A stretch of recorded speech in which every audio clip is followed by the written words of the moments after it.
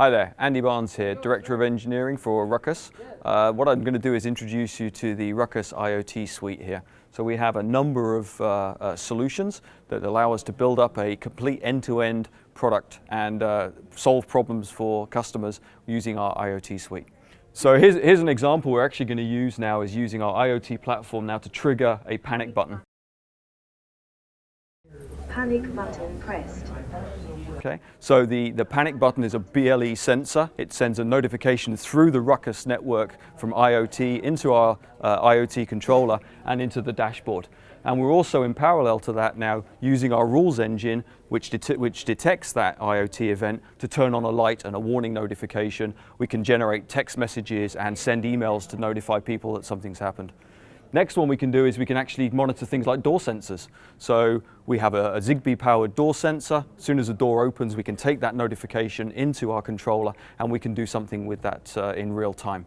Again, it could be a light or it could be a notification or even just take a count of that. We also have things like flood sensors. So if we have an event in our basement or somewhere within our building, we can detect that flood sense, we can monitor it, we can log it into a database and maybe attach and make a decision based on that activity.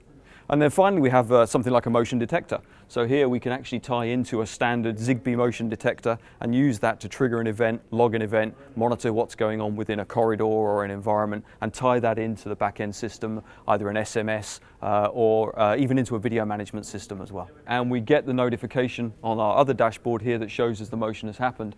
Now we can get our databases logging all of these events, and in real time we're able to now see the location of that activity, the date and time stamp for that. And real time now we can actually go in and pull that event up, okay? And we can see what triggered that event. And we can, instead of just looking just at the event, we can go back in time and look at what caused that event to happen. So if we hit play on the video now, you can see the VMS, you can see the activity, and you can see the video event being triggered. So there's me picking up the sensor. That's what caused the initial event, and we have a video playback in real time to see that event happen.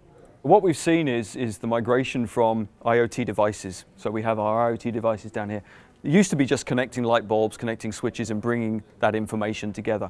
By bringing the IoT devices now into a managed enterprise-grade network, we're now able to develop whole end-to-end solutions. So phase 2 is to bring these connected devices together, bring them into our rules engine and actually do something useful.